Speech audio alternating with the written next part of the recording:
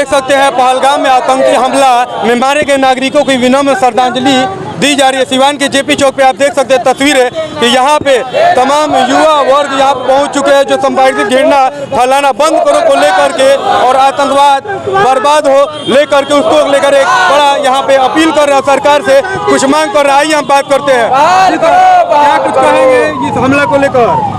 देखिए, ये पूरे देश के लिए एक दुखद क्षण है कि हमारे देश के कश्मीर के पहलगाम में जहाँ पर्यटक जाते हैं और उनको गोलियों से आतंकवादियों के द्वारा भून दिया जाता है। पूरे देश की 140 करोड़ जनता इस बात से काफ़ी दुखित है और सबसे पहले हम लोग उन तमाम मरे हुए लोगों को, शहीद लोगों को श्रद्धांजलि अर्पित करते हैं। और देश के जो भी हमारी सरकार है, प्रधानमंत्री नरेंद्र मोदी जी से हम ये कहते हैं कि कहीं ना कहीं वहाँ के जो भी हमारे कहिए कि प्रशासन के द्वारा चूक है, लेकिन इस बात को हम नहीं कहना चाहेंगे। हम ये कहना चाहेंगे कि जो भी इसके दोषी है उसको चुन चुन के मारिए।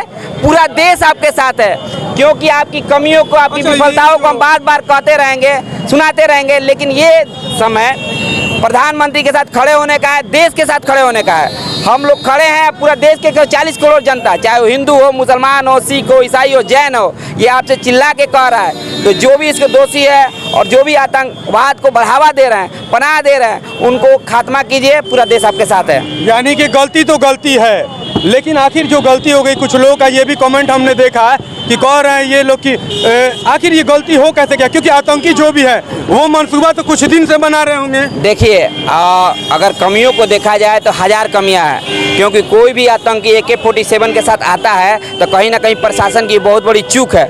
लेकिन हम आज कमियों को गिनाने नहीं आए हैं, क्योंकि हमारे देश के उन तमाम लोग जो देश के विदेश के तमाम पर्यटक तो जो हमारे देश में अतिथि थे, उनके साथ उनका हत्या कर दिया गया आतंकवादियों के द्वारा। तो हमारे देश की 140 करोड़ जनता आज सारे सिक्के गिले भुलाकर ये कहती है कि आपकी कमियों को, आप में हजार कमियों। हम ये नहीं कहेंगे कि बंगाल में अगर तीन लोगों की हत्या होती है तो आप कहते हैं कि बंगाल में राष्ट्रपति शासन लगना चाहिए। हम आप पे आरोप प्रत्यारोप नहीं लगाएंगे, लेकिन हम ये कहना चाहेंगे कि पूरे देश की 140 करोड़ जनता आपके साथ है और आप आतंकवाद की खात्मा कीजिए और ऐसा गलती न हो। क्योंकि पुलवामा में हम लोगों ने देखा उतने सैनिकों को मौत के घर उठा दिया गया आतंकवादियों के द्वारा। आज दोबारा पर्यटकों के साथ उरी में भी हुआ। ये तमाम तरीके की घटनाएं हो रही है, तो इस पे कहीं ना कहीं लोग जो नागरिक शहीद हुए हैं उन लोग क्या कुछ मुआवजा भी मिलना चाहिए? देखिए, हम ये बात कहना चाहेंगे कि जो भी पर्यटकों की हत्या आतंकवादियों के द्वारा कर दी गई है, वो तमाम परिजनों को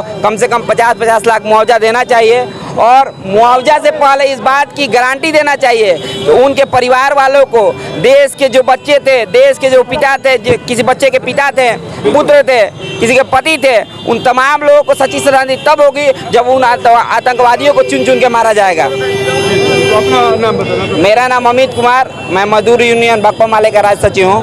तो देख सकते हैं हालांकि बहुत ऐसे युवा हैं और ये दर्द वाकई ये जो है कि गलत मतलब जिन आतंकियों ने जिस तरह से हमला किया है, ये बर्बरता वाकई एक देश में दहशत फैलाने का काम कर रहा है। और पूरा देश आज इनका भी कहना है कि प्रधानमंत्री मोदी जी के साथ है।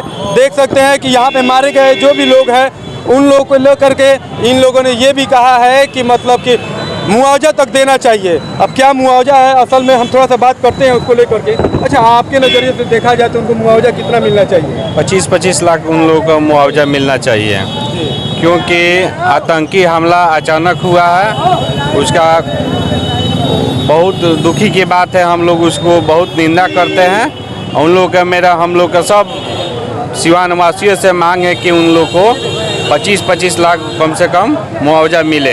सरकार से मांग है? जी, सरकार से मांग है। तो बिल्कुल देख सकते हैं। क्या कुछ कहिएगा, कुछ कहना चाहते हैं आप? हम यही सरकार से यही करेंगे कि 25-25 लाख मुआवजा दें।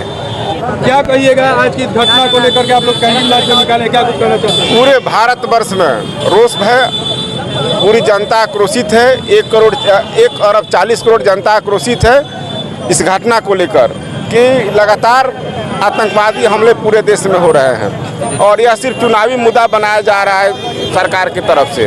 हम लोग सरकार के साथ हैं और नरेंद्र मोदी से मांग करते हैं कि आतंकवादियों को चुन चुन कर सफाया किया जाए और लाशों की ढेर परायनी तो बंद हो, यही हमारी मांग है।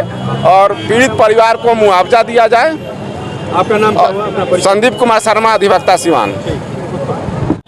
देख सकते हैं। खैर ये आप मैटर को अच्छे से समझ भी चुके होंगे, हमारे चैनल के माध्यम से भी समझ जाए कि ये जो घटना हुई है पहलगाम में, आतंकी हमले जिसमें जो नागरिक मारे गए हैं, उसको लेकर के ये लोग आज कैंडल मार्च निकाले हैं, जो सिवान के जेपी चौक से निकाले हैं। सैकड़ों की तादाद में यहाँ पे एक आबादी है और देख सकते हैं कि तमाम लोग नारा लगा रहे हैं। यहाँ हमारे भाई जो हैं ये भी एक पोस्टर रखे, इनसे भी पोस्टर बात करें, क्या कुछ कहना चाहते हैं? सवाल ये है कि देश जब सुरक्षित हाथों में है तो 2019 और 2025 में हमला कैसे हो गया?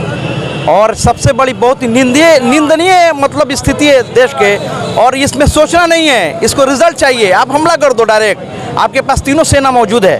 कहाँ हमला कर दे, किसे आप? अगर से पाकिस्तान करो उसको हमला कर दो, उसको बर्बाद कर दो। और देश के अंदर से हमला हुआ है तो उसको बीच चौराहे पे खड़ा होकर गोली मार दो। लेकिन इसमें सवाल आरोप प्रत्यारोप करने के सवाल नहीं है। यहाँ पे है कि देश आपके साथ खड़ा है, 140 करोड़ जनता आपके साथ खड़ा है। हमें रिजल्ट चाहिए, इसमें कोई ये दो पेच वाली बात नहीं है, हमको बस रिजल्ट चाहिए।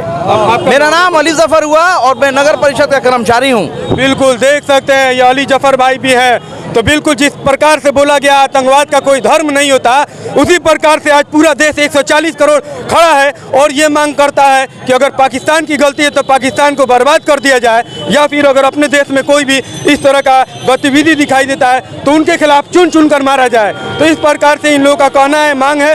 फिलहाल आपका क्या कमेंट है हमारे माध्यम से आप दीजिए। फिलहाल तब तक के लिए बने रहे, धन्यवाद।